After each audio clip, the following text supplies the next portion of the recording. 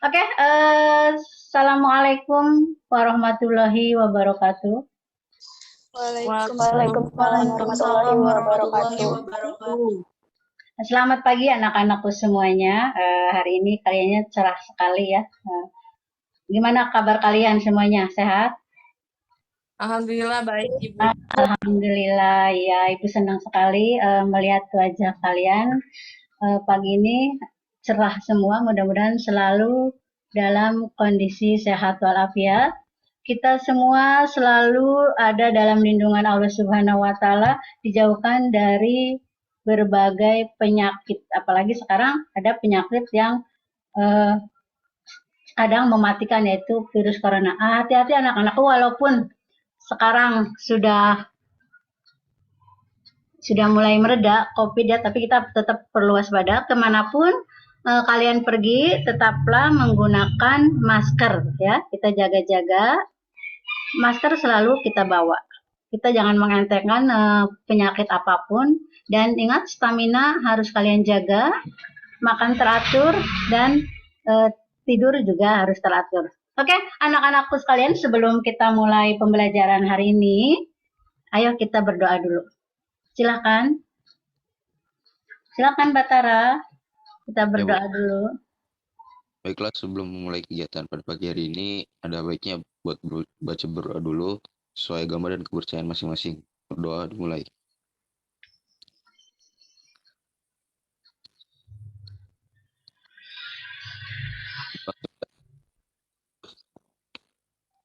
Ya, terima kasih Batara.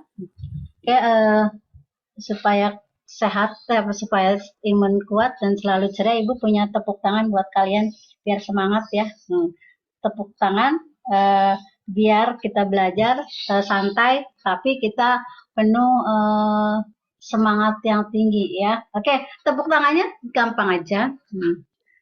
Pok pok pok pok se ya, pok pok pok ma, pok pok pok nga, semangat ya, semangat. Sarangnya ya, semangatnya sarangnya ya. Oke, sekarang lagi tren lah ya. Oke, Farel, semangat Rel, jangan loyo Rel. Hari ini walaupun kita tidak bertatap muka, walaupun kita nggak langsung ketemu, tapi kita punya chemistry ya, materi yang khusus karena kita harus tetap berbagi ceria, harus berbagi semangat hari ini ya. Oke, tepuk tangan lagi. Semua ya. Suaranya dikeluarkan semuanya, dibuka semua suaranya. Pok pok pok ulangi. 1, 2, pok pok pok pok pok pok semangat. Semangat ya.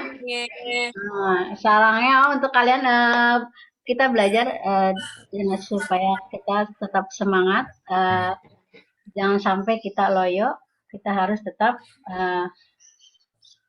punya motivasi tinggi untuk belajar ya. Jangan pernah bosan anak-anakku belajar. Gunakanlah kesempatan masa muda kalian untuk belajar ya. Oke, sebelum Ibu mulai, kemarin Ibu kan belajar memberikan materi minggu kemarin ya. Materi apa yang kamu ingat kemarin tuh? Ciri-ciri sosiologi, Bu. Ciri-ciri sosiologi, emang ciri sosiologi ada berapa? Ada 4, Bu. Oh, ada 4, ya. Apa aja itu? Sosiologi bersifat empiris. Ada lagi, sosiologi bersifat teoritis. Teoritis, ada lagi?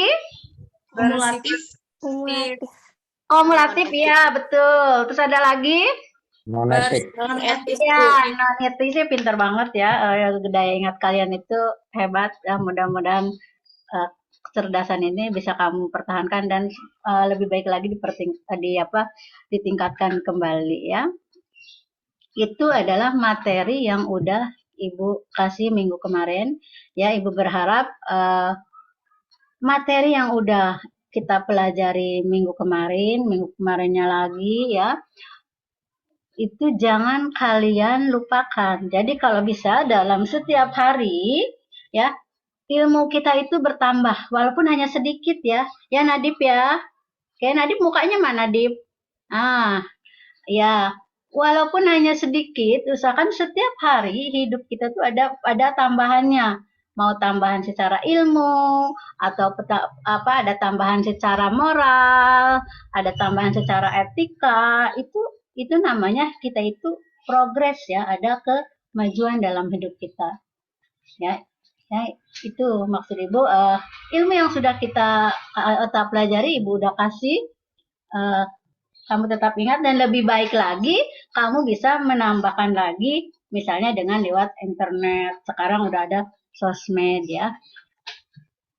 Oke, iya Ibu lupa untuk daftar hadir anak-anak. Untuk daftar hadir Ibu udah share linknya di Google Classroom ya.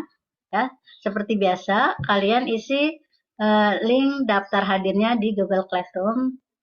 Nanti itu sebagai absen hari ini ya. Ingat, kehadiran itu sangat berpengaruh sekali terhadap hasil yang nanti kalian dapatkan. Karena untuk kurikulum 2013 ini nilai keterampilan, nilai pengetahuan, nilai sikap itu sangat berkesinambungan ya. Itu. Jadi sikap nomor 1 menurut Ibu sikap. Jadilah seorang yang punya sikap yang bagus, moral yang bagus, etika yang bagus. Barulah nanti pengetahuan, disiplin akan mengikuti kalian ya. Apa pengetahuan nanti akan mengikuti kalian ketika kamu sudah disiplin. Oke, di sini Ibu akan memberikan materi ya, materi baru nih anak-anak ya. Mungkin perlu konsentrasi sedikit. Materi hari ini Ibu akan mempelajari tentang gejala sosial. Ada yang pernah mendengar kalimat gejala sosial? Ada nggak? Gejala sosial. Pernah? Nah, Bu. Pernah, Ya. Bu. Apa itu gejala sosial? Ya mungkin kalian sering mendengar gejala sosial yang terjadi dalam masyarakat. Ini bla bla bla bla. Mungkin kamu pernah pernah dengar di televisi, atau mungkin pernah lihat di Instagram atau di YouTube.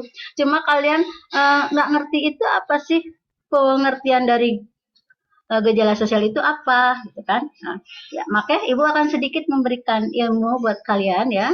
Mudah-mudahan nanti ada gambaran apa itu gejala sosial ya.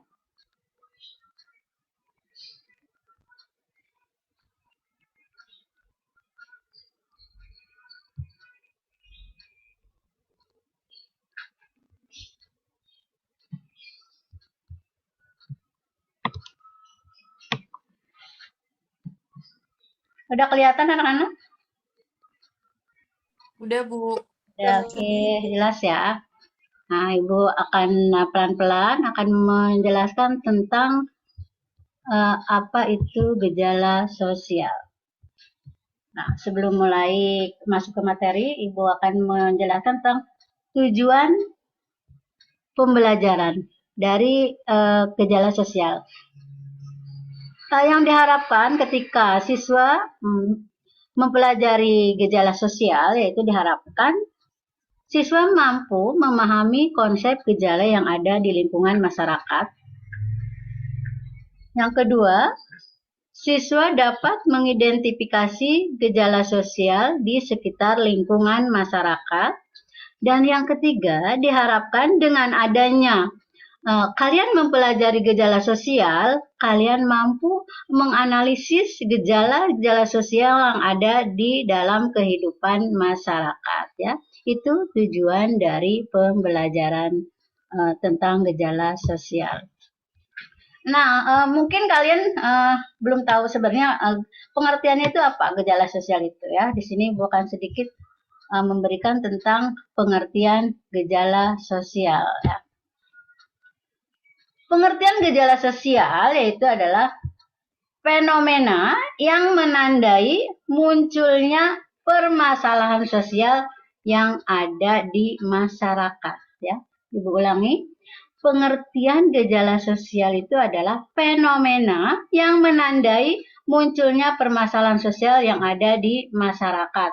Atau bisa dikatakan bahwa gejala sosial itu adalah tanda-tanda munculnya permasalahan sosial. Apa maksudnya? Mungkin kalian agak bingung. Sebenarnya gejala sosial sama perubahan sosial itu sama enggak ya? Nah, itu mungkin ya. Jadi kadang-kadang ada yang pertanyaan seperti itu.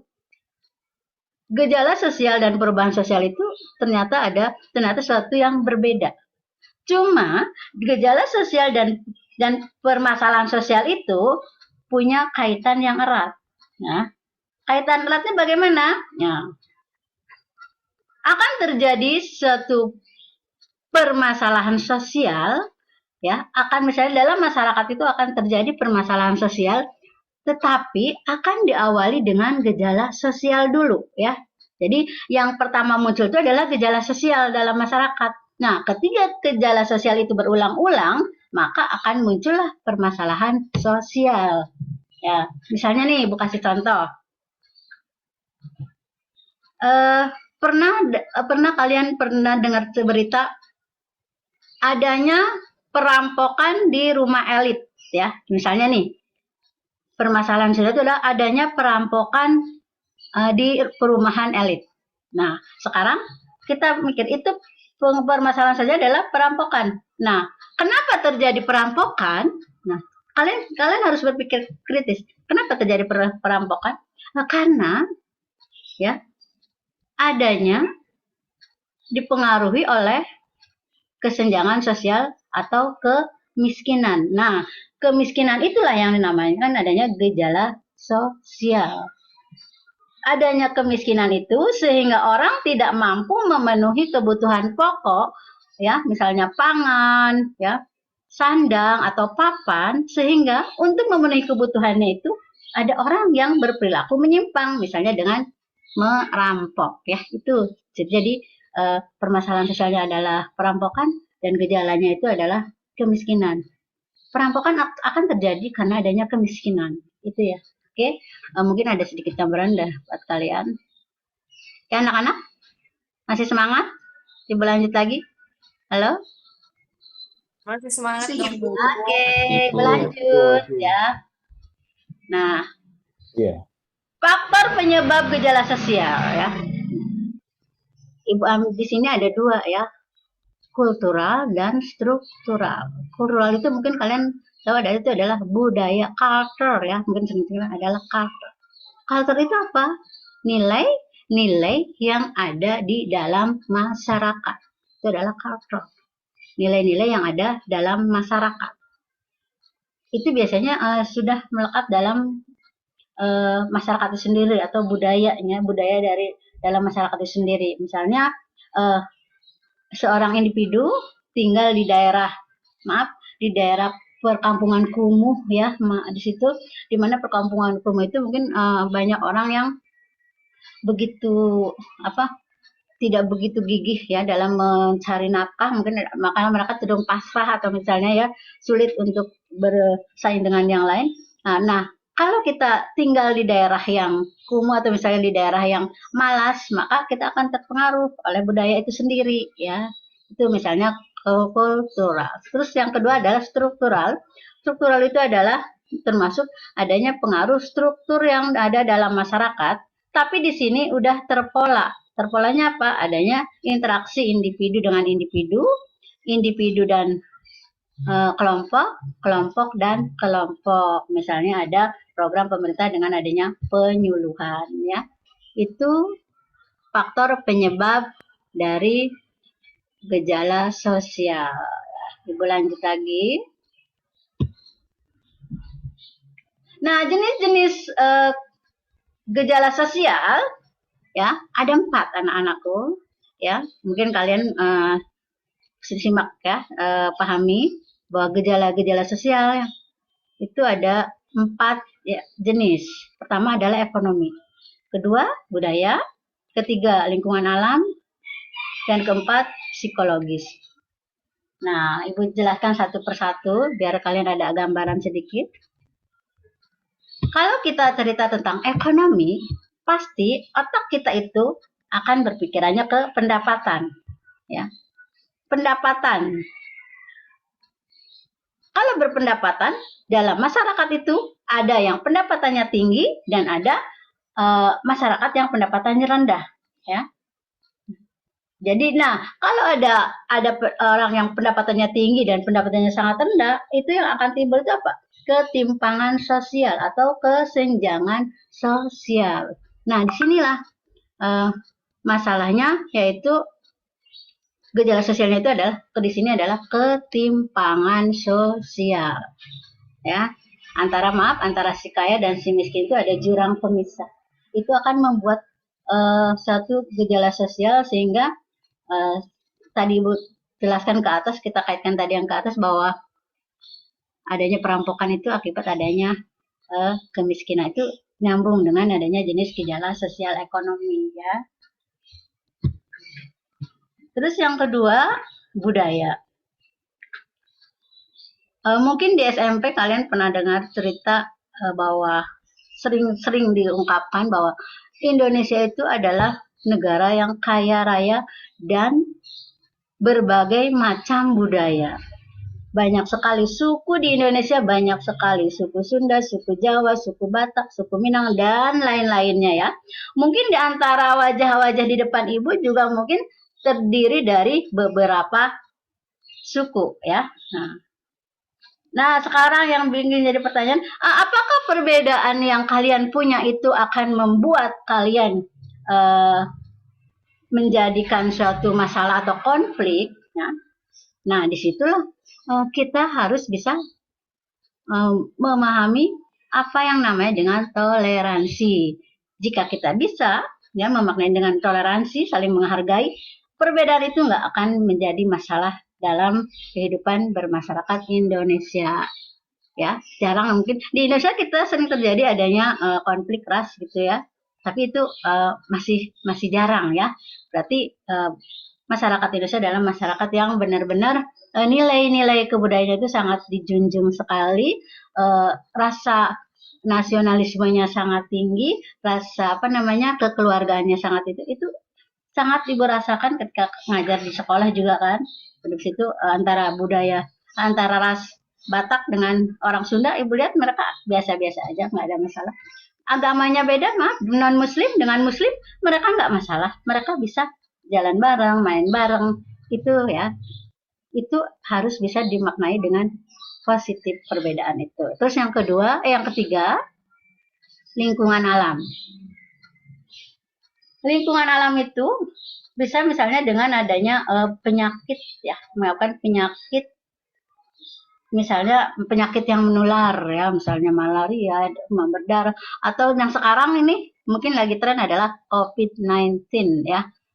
Itu dengan adanya penyakit yang menyerang masyarakat atau malah mungkin penyakit itu begitu dahsyatnya dalam masyarakat sehingga akan berdampak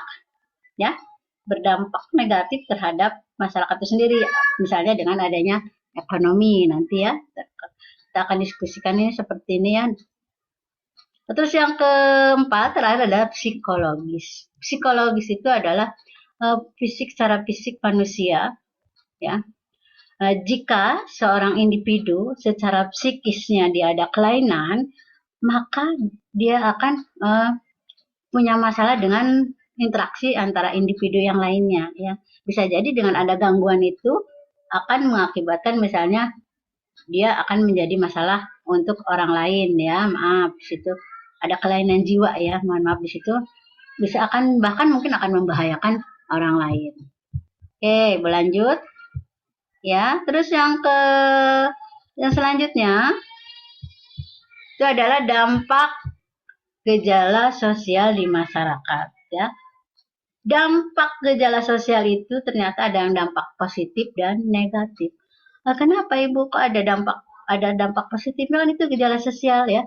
Ingat bahwa dampak positif itu jika masyarakat ya mampu ya memaknai atau mengatasi gejala sosial yang ada dalam masyarakat, maka itu akan berdampak positif terhadap masyarakat itu sendiri. misalnya maaf, di sini adanya pengaruh budaya dari luar. Nah, pengaruh budaya dari luar itu kan tidak semuanya negatif kan?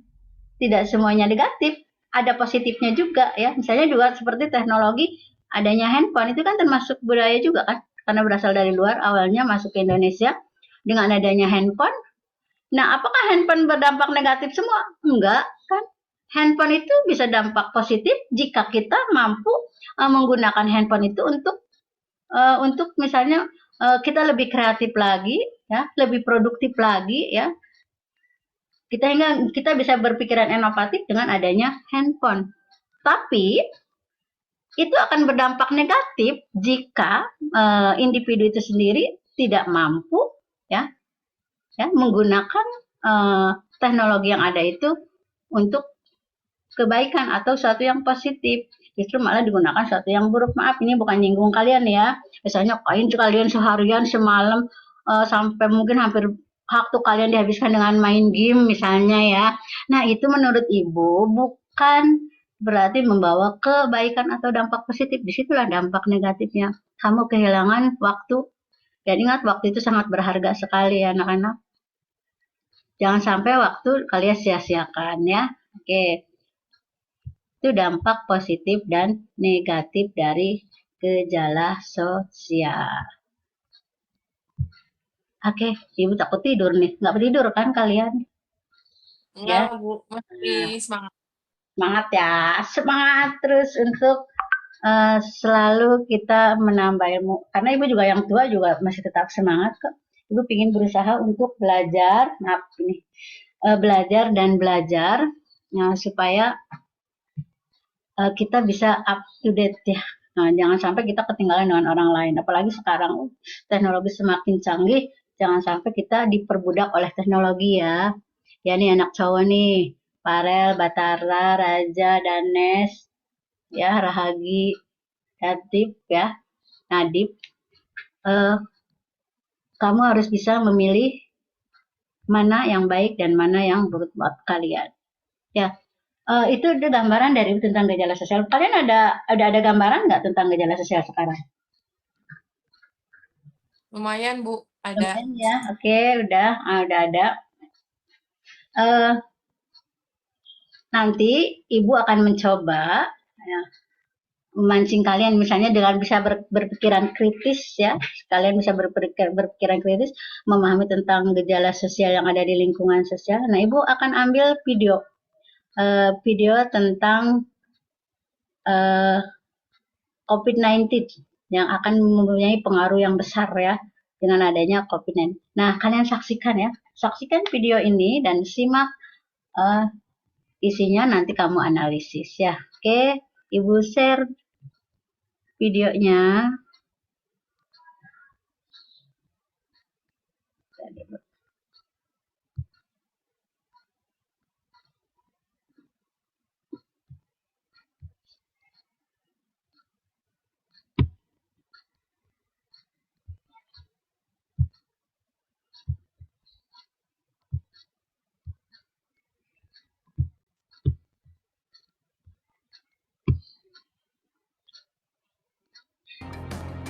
Pandemi COVID-19 berdampak pada 18.000 tenaga kerja dari 29 perusahaan di Jawa Timur.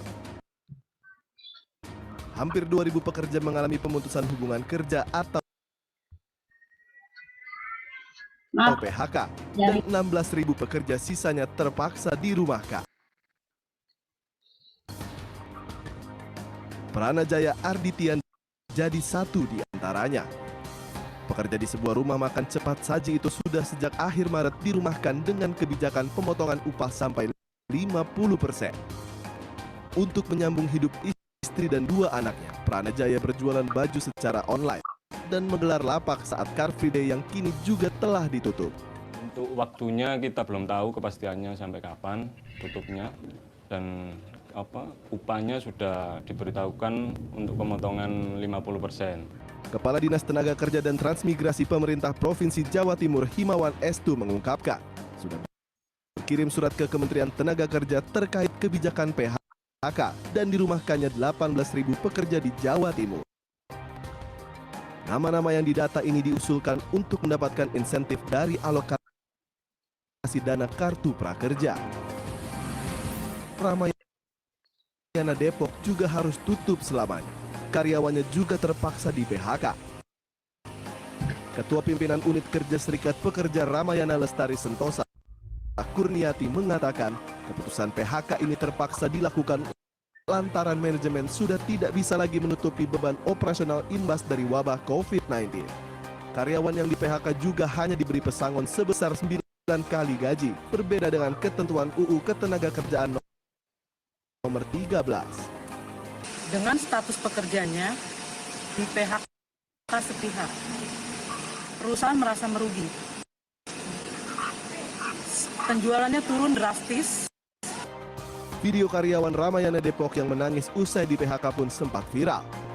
Video ini mengundang simpati dan duka dari warganet. Tim Liputan, CNN Indonesia.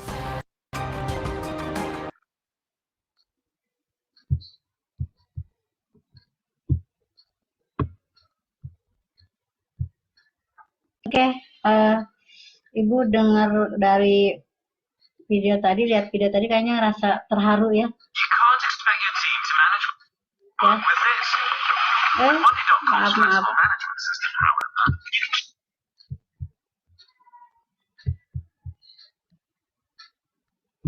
Oke, maaf ya, bentar. Ada gangguan. Oke, mungkin ngelihat video tadi kita ada rasa bersyukur banget ya. Jika orang tua kalian pada saat ini masih mampu bertahan menghidupi kalian, ya, menyekolahkan kalian, memenuhi kebutuhan sehari-hari kalian, itu sangat luar biasa sekali, dan kita sebagai umat manusia harus tetap ucapan rasa syukur ya. Alhamdulillah sekali. Tuhan masih sayang sekali sama kita anak-anak ya. Jadi silakan perjuangan orang tua kalian buktikan dengan sekalian bisa membahagiakan orang tua kalian. Oke, anak-anak sekalian, itu adalah video yang udah Ibu share. Nanti tugas kalian silahkan kalian melihat ya, dari gejala sosial itu kira-kira ada sebabnya apa, dan mungkin sebab akibat yang terjadi nanti dalam masyarakat, atau mungkin nanti analisis ya. Silakan nanti kamu analisis video yang ada tadi ya, silakan kerjakan dengan secara kelompok yang udah dibagi ya kelompoknya. Silakan nanti kalian gabung dengan kelompok kalian masing-masing. Oke, Raja mana Raja? Nadib? Ya, Raja mana, Dip kemana?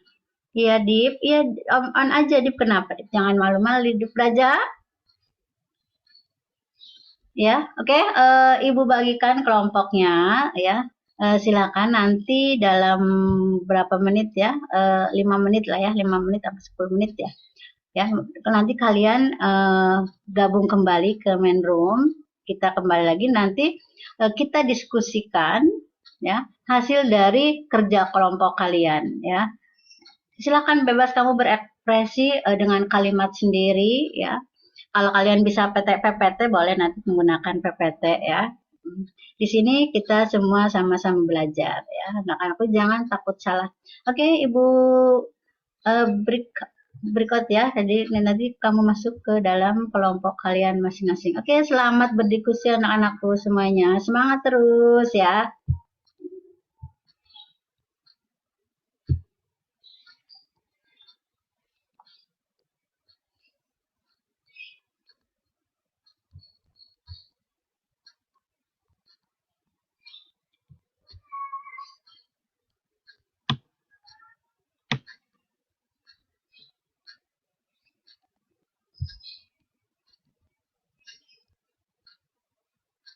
Ya,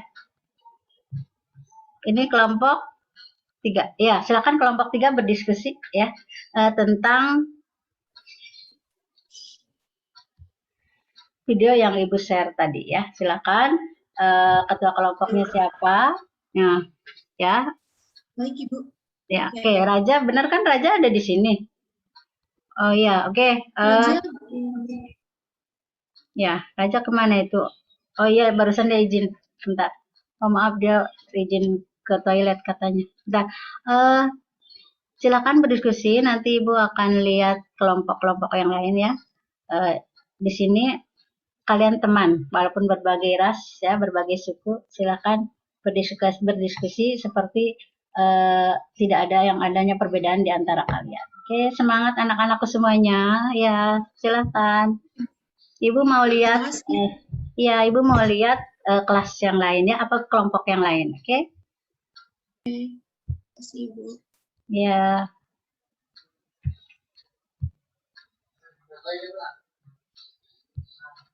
Ya, kelompok satu, semangat.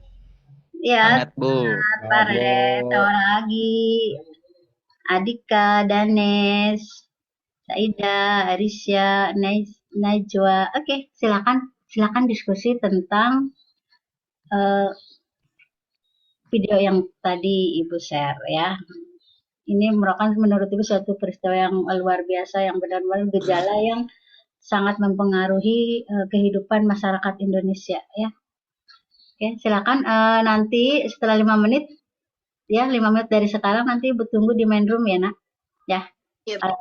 Ya lip ya, nanti kalian lip room ya. Oke. Ya, semangat. Oke, Bu. Ya, jangan dikeluarin dulu sayang. Jangan dikeluarin dulu. Jangan dikeluarin dulu. Ya, oke, ya. Ya, oke. Bye aja ya. Ya, yuk. Oke, nanti silakan kalian bagi kalau udah selesai pembuatannya, nanti kamu bagi ya, bagi si A. Udah pegang semuanya hasilnya? Iya. Sudah, Bu. Sudah pegang masing-masing. Iya. Ya, selamat berdiskusi lagi. Ibu jalan lagi ke kelompok kedua. Baik, Iya. Ibu. Iya.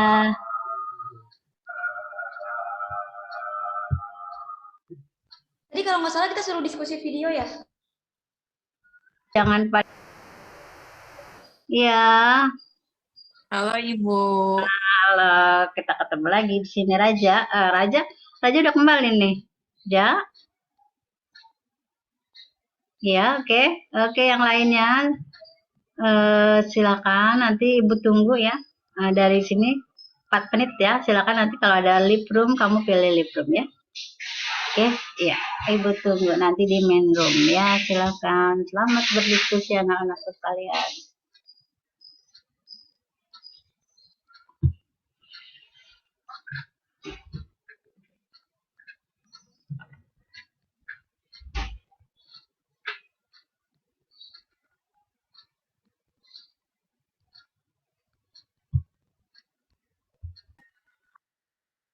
Kembali lagi. Udah selesai belum? Udah Ibu, udah masing-masing sudah ngerti. Ya, oke. Nah, berarti nanti kalau udah siap, kita tunggu kelompok lain gabung lagi ke mini room ya.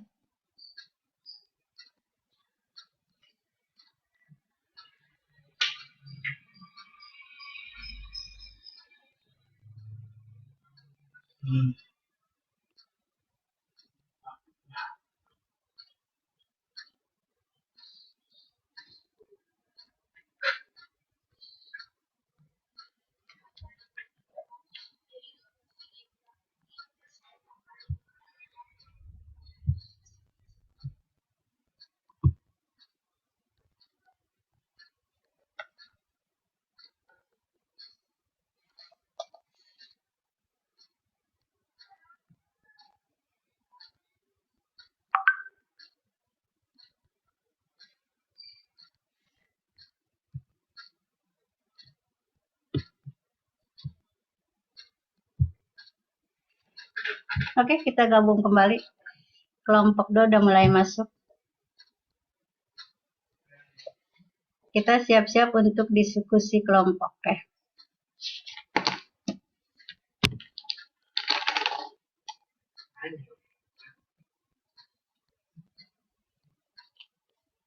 Ya, Ahla, udah siap Ahla?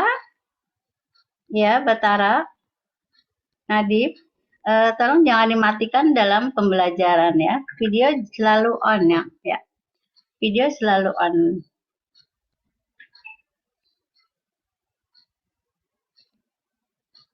Oke, tinggal kelompok satu ya. Kelompok satu udah mulai gabung. Oke, siap-siap untuk presentasi dari kelompok satu ya. Oke, nanti. Ya, yang mau share siapa yang mau share? Ya, Farel, Bu. Farel, oke, ya. Let's go. Ya, silakan Farel. Oh, sekarang, Bu. Oke. Iya, boleh. Sebentar, saya close dulu.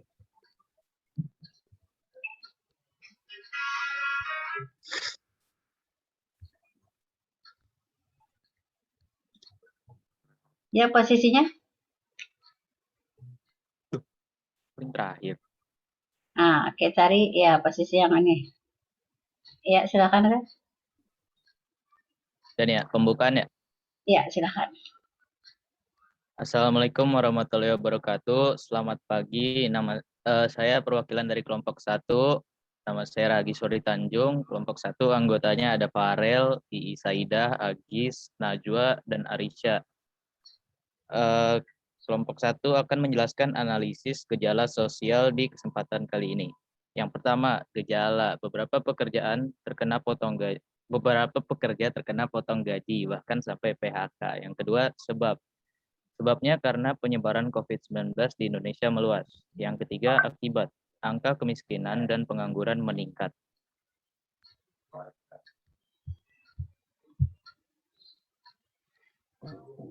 Baik, di sini saya akan membahas tentang gejala sosial. Gejala sosial di masyarakat dapat diartikan sebagai fenomena yang menandai munculnya permasalahan sosial di masyarakat. Penjelasan dari video tersebut, penyebaran COVID-19 berujung pada gelombang PHK sejumlah pekerja. Di daerah Jawa Timur sudah terdapat belasan ribu tenaga kerja yang terpaksa dirumahkan, dengan konsekuensi gaji dipotong hingga pemutus hubungan kerja. Ya.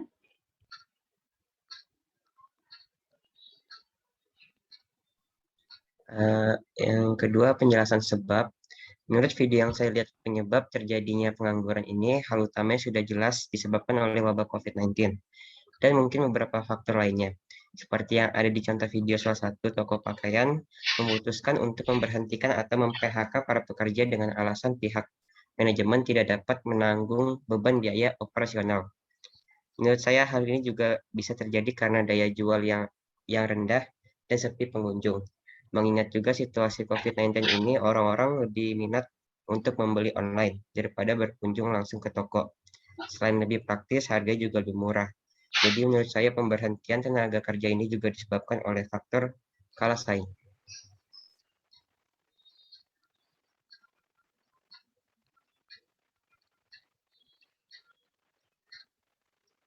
Untuk penjelasan akibatnya, angka kemiskinan dan pengangguran meningkat. Sejak pemerintah menerapkan berbagai kebijakan seperti work from home, pembatasan wilayah, dan penutupan berbagai tempat publik seperti tempat perbelanjaan dan wisata. Banyak pegawai yang terkena imbas PHK ataupun dirumahkan. Salah satu contohnya seperti di video. Para pekerja yang biasanya mendapatkan pendapatan kini menjadi kesulitan untuk memenuhi kebutuhannya. Banyak pegawai yang mengalami pemotongan upah pendapatan hingga 50%. Hal ini tentu menjadi pokok alasan yang menyebabkan angka kemiskinan dan pengangguran di Indonesia meningkat. Untuk mengatasi gejala sosial akibat PHK, pemerintah memberikan bantuan pada masyarakat dengan adanya program Kartu Pekerja. Ya.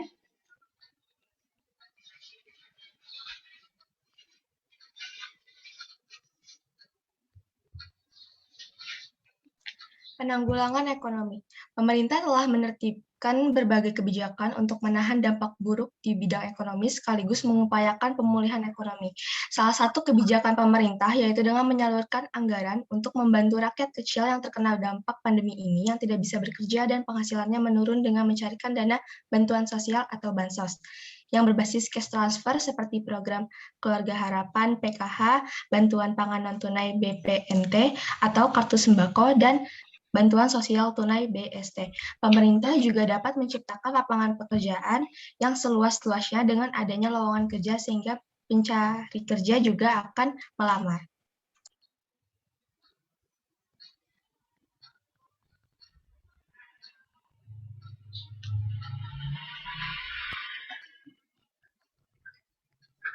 Sekian dari kami, terima kasih. Maaf apabila ada kekurangan. Assalamualaikum warahmatullahi wabarakatuh. Waalaikumsalam warahmatullahi wabarakatuh. Oke, tepuk tangan buat kelompok 1. Bagus ya. Itu PPT-nya juga cantik. Ya, mudah-mudahan nanti bisa lebih terus dikembangkan kreativitasnya untuk kalian. Dan hari ini Bu Bangga, kamu hari ini sudah mau belajar untuk ngomong ya. Itu adalah nilai plus kamu hari ini, berarti progres, ada kemajuan. Untuk kedepannya silakan terus gali pengetahuan kalian, kemampuan kalian. Oke, untuk kelompok 2 ya. Kelompok 2 siap-siap.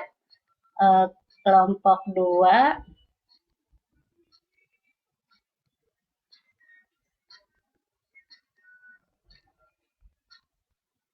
kelompok 2.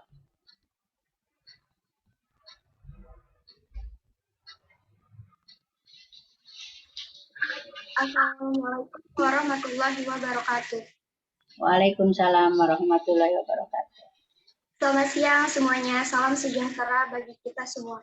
Saya Ahla Ahmalina Putri bersama kelima rekan teman saya yaitu Anissa Sinta, Menik Aprilia, Raja Sahda, Batara, dan juga Nadik Zainul. Kami dari kelompok 2 akan menganalisis gejala sosial yang ada di Indonesia. Untuk selanjutnya, penjelasan gejala sosial akan dilanjutkan oleh rekan saya yaitu Batara.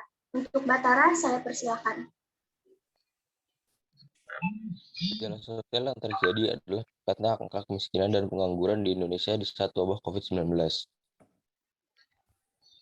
Dengan penyebab pandemi virus corona COVID-19 yang telah melanda Indonesia sejak bulan Maret 2020 lalu, masyarakat tidak berani keluar rumah agar tetap terhindar dari virus corona dan mematuhi perintah dari pemerintah setempat. Akibatnya tingkat pendapatan masyarakat menurun, kemiskinan dan pengangguran pun turut meningkat. Banyak yang tidak bisa memenuhi kebutuhan hidupnya karena masalah ini. Kegiatan ekonomi menjadi terhambat karena tempat-tempat usaha memilih untuk tutup karena tidak adanya pembeli. Angka penjualan usaha yang menurun mau tak mau membuat pihak manajemen usaha melakukan pemotongan gaji hingga PHK. Mereka tidak memiliki dana yang cukup untuk terus membayar biaya operasional. Dengan usaha yang paling terdampak adalah kuliner dan pariwisata. Contohnya restoran kafe, villa, resort, dan tempat usaha yang menimbulkan keramaian lainnya. Tingkat kejahatan dan kriminalitas juga meningkat. Di saat-saat terdesak seperti ini, beberapa oknum yang terdesak dapat melakukan kegiatan mencuri dan menjarah. Dengan stres hingga depresi, tak mendapat pemasukan dapat mengganggu kesehatan psikologis para tenaga kerja dan pemilik usaha. Kesehatan psikologis sangat berpengaruh dalam kehidupan sehari-hari, dan jika stres hingga depresi ini tetap berlanjut, maka akan menimbulkan gangguan kejiwaan, memperparah gejala sosial yang terjadi saat ini.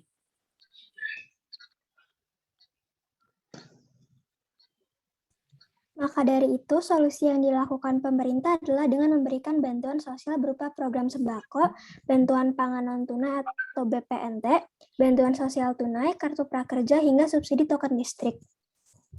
Program kartu prakerja sendiri ditunjukkan kepada pencari kerja, pekerja atau buruh yang terkena PHK, dan pekerja atau buruh yang membutuhkan peningkatan kompetensi. Berikut analisis gejala sosial yang telah kami presentasikan. Mohon maaf apabila ada kesalahan yang kurang berkenan. Terima kasih atas waktu dan perhatiannya. Wassalamualaikum warahmatullahi wabarakatuh. Waalaikumsalam warahmatullahi Assalamualaikum wabarakatuh. warahmatullahi wabarakatuh. Tepuk tangan. Nih, Ahla suaranya mani halimpu ya. Enak banget didengarnya ya. Pintar nyanyi nggak lah? Bisa nyanyi nggak lah? Kayaknya enak banget tuh kalau nyanyi lah. Oke, bagus banget. Kerjasamanya juga udah bagus. Silakan tetap pertahankan kerjasama yang bagus dengan teman-teman kalian. Ya, untuk selanjutnya silakan kelompok 3. Baik, Ibu.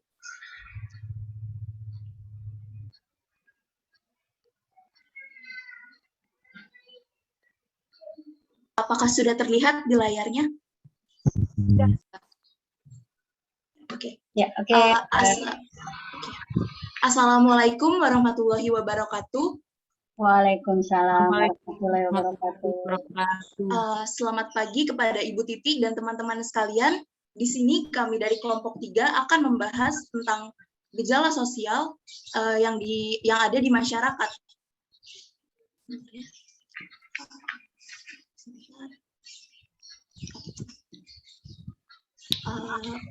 Sebelumnya mohon izin untuk memperkenalkan nama kami.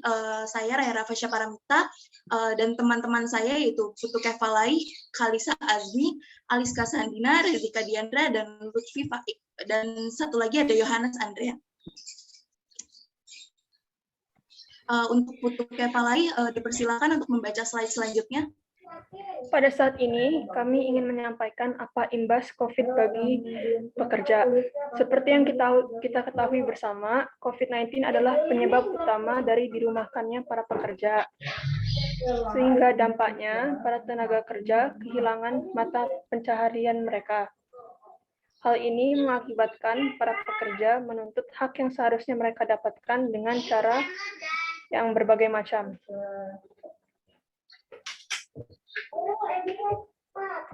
Yang selanjutnya dipersilahkan. Imbas COVID-19 terhadap para pekerja yaitu total ada 18.000 tenaga kerja yang di PHK. 18.000 tenaga kerja berasal dari 29 perusahaan. Ada 2.000 tenaga kerja yang terkena PHK. Ada 16.000 tenaga kerja yang dirumahkan secara terpaksa.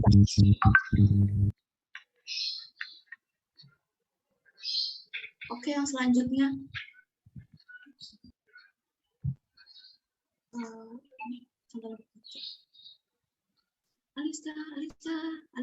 Ada juga contoh pekerja yang terdampak, yaitu namanya Prana Jaya Arditian. Dia bekerja sebagai pelayan restoran cepat saji, namun dia di PHK pada akhir Maret. Lalu kebijakan yang dia diterima adalah dia mendapat pemotongan gaji sebesar 50%. Lalu penyelesaian masalahnya menjual baju secara online dan menggelar lapak saat Car Free Day.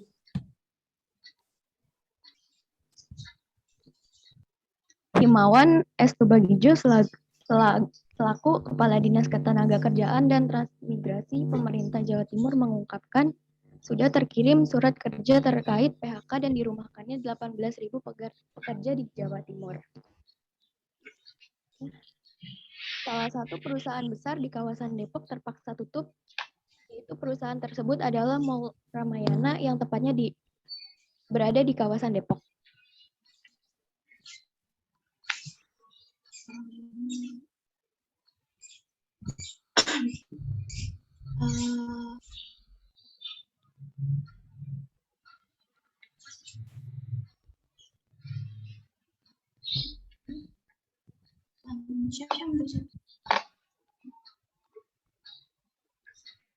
Ya, lanjut lagi.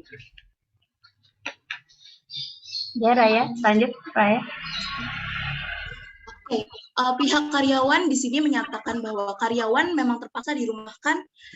Karyawan yang di PHK itu cuma diberi gaji sebanyak 9 kali gaji, berbeda dengan ketentuan Undang-Undang Ketenagakerjaan Nomor 13 yang berisikan pengakhiran hubungan kerja karena suatu hal tertentu yang mengakibatkan berakhirnya hak dan kewajiban antara pekerja dan perusahaan itu sangat berbeda. Kenapa sangat berbeda? Karena gaji yang mereka terima itu hampir tidak ada 50%-nya. Jadi kira-kira hanya 20-30% gaji yang mereka terima dari pihak perusahaan. PHK ini juga dilakukan secara sepihak. Yang pertama karena perusahaan merasa merugi dan penjualannya juga turun drastis. Dari pihak perusahaan sendiri menyatakan keputusan PHK yang dilakukan ini karena pihak manajemen tidak bisa lagi menutupi kerugian operasional yang berimbas dari COVID-19. Nah, ada juga nih bantuan yang diberikan dari pemerintah, yaitu satu, pemberian BLT atau bantuan langsung tunai, dan kedua, adanya BSU atau bantuan pemerintah berupa subsidi gaji atau upah bagi para pekerja atau buruh. Dan yang terakhir, di sini kami memiliki kesimpulan dari semua yang sudah kami jelaskan barusan. Yang pertama, ada gejala sosial adalah suatu fenomena yang menandai munculnya suatu permasalahan. Mengapa demikian? Karena secara jelas pandemi COVID-19 ini adalah awal dari semua permasalahan yang timbul di masyarakat, baik itu soal pekerjaan maupun soal mata pencarian. Dan yang kedua, gejala sosial ini berdampak positif dan negatif. Mengapa demikian pula, dengan penjelasan yang cukup rinci dari segala sumber yang sudah terakreditasi, kita bisa lihat dampak positif dan negatif bagi para tenaga kerja itu seperti apa, bagi para perusahaan yang mengalami kebangkrutan seperti apa, dan bagaimana pemerintah bisa mengatasi masalah tersebut. Yang ketiga, di sini kita bisa menyadari bahwa banyak sekali permasalahan sosial yang ada di sekitar kita. Contohnya saja COVID atau pekerja-pekerja yang sudah di PHK, itu kan akan menimbulkan kemiskinan atau menimbulkan tingkat kemiskinannya naik sampai di akhir. Di sini yang sangat penting adalah pemerintah. Mengapa pemerintah? Karena pemerintah sangat berperan penting bagi masyarakat ataupun perusahaan itu sendiri. Karena pemerintah sudah melakukan banyak cara untuk meminimalisir gejala sosial yang tengah terjadi saat ini. Mungkin itu presentasi dari kami hari ini. Sebelumnya maaf jika ada kesalahan atau kendala yang ada. Wassalamualaikum warahmatullahi wabarakatuh. Waalaikumsalam warahmatullahi wabarakatuh. Warahmatullahi wabarakatuh. Iya, tepuk tangan buat kelompok 3. Wah, lantang banget ya.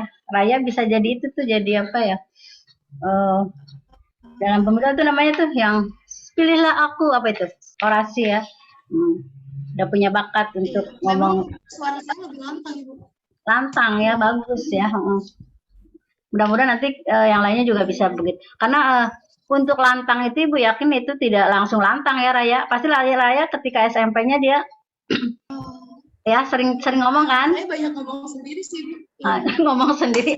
Aduh, hati-hati Raya ngomong sendiri di kamar, ngomong sendiri di kamar tadi, sangkanya gimana gitu ya. Oke, emang begitu cara-cara tip Ibu untuk percaya diri nih anak-anak. Ngomong di kaca sendirian. Iya, bener.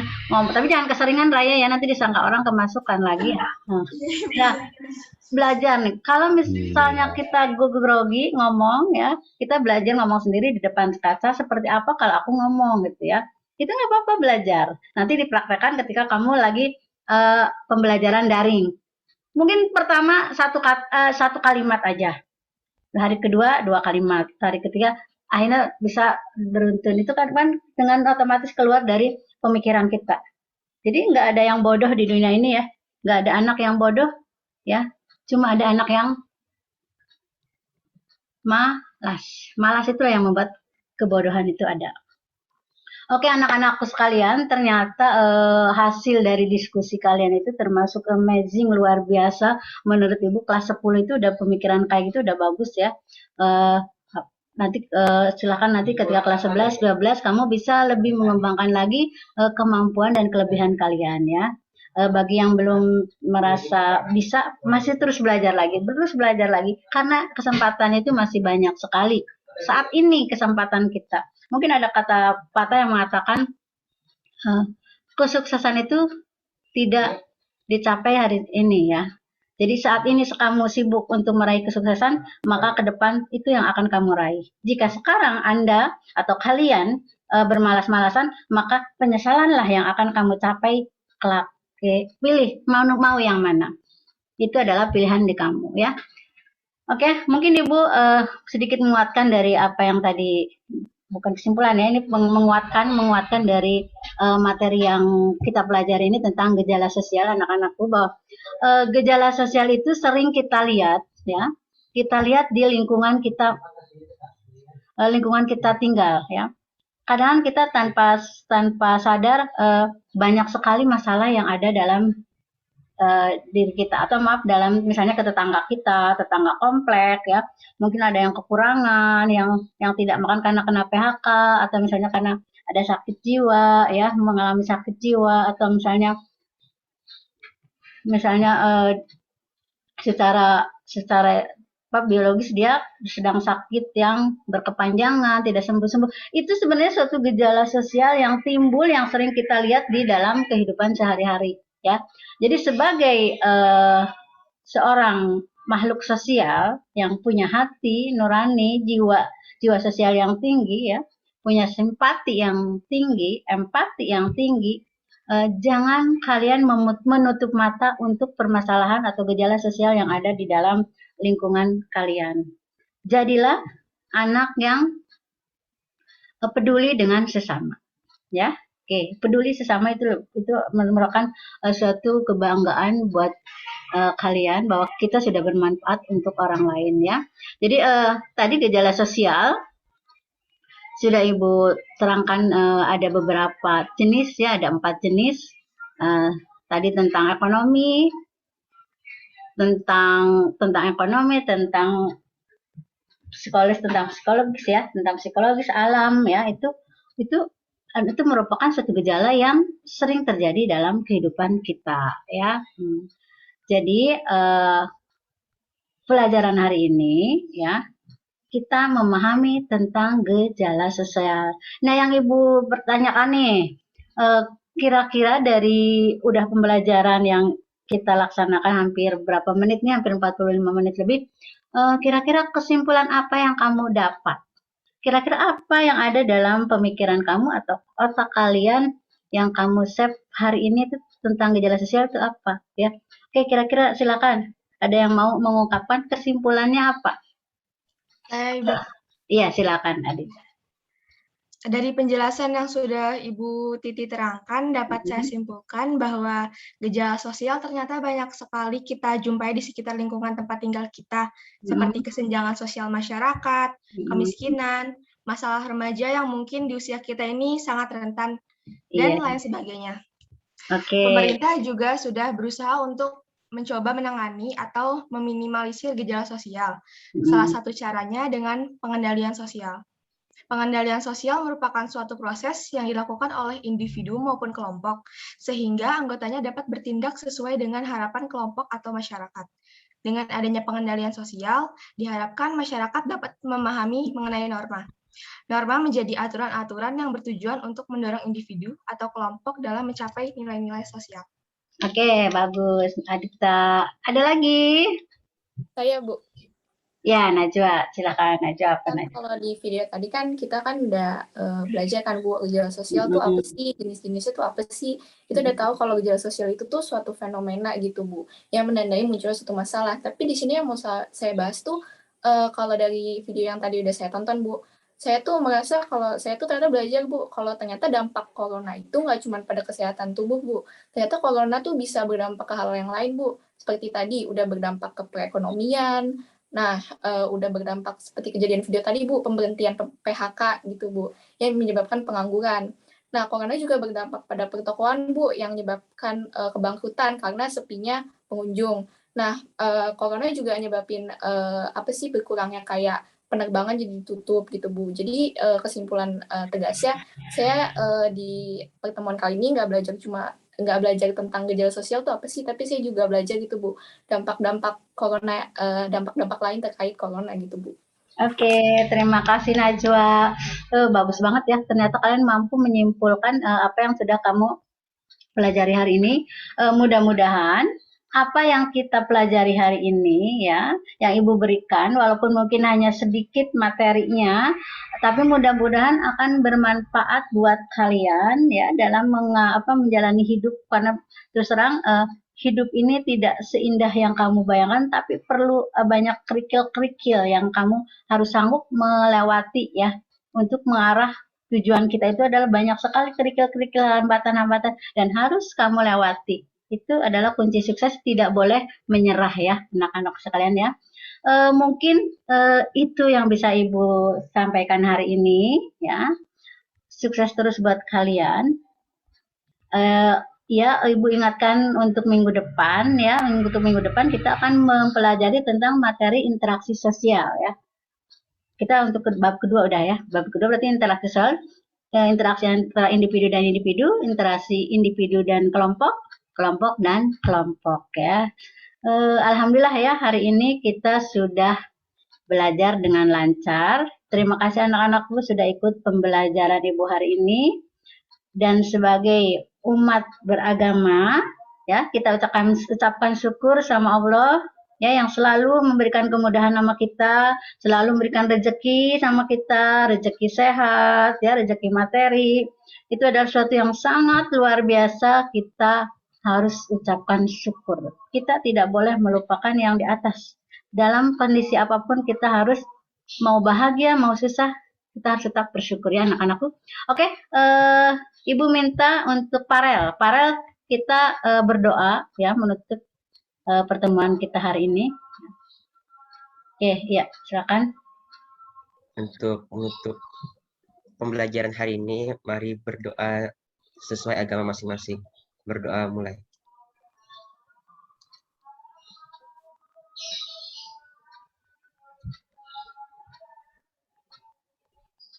Selesai. Ya. Alhamdulillah, terima kasih. Sampai ketemu lagi minggu depan anak-anakku ya. Sehat semuanya, semangat terus ya. Jadilah generasi yang hebat. Terima kasih. Assalamualaikum warahmatullahi wabarakatuh. Waalaikumsalam warahmatullahi Iya, wabarakatuh. iya, sama-sama sayang. Iya, sampai ketemu lagi. Makasih Bu.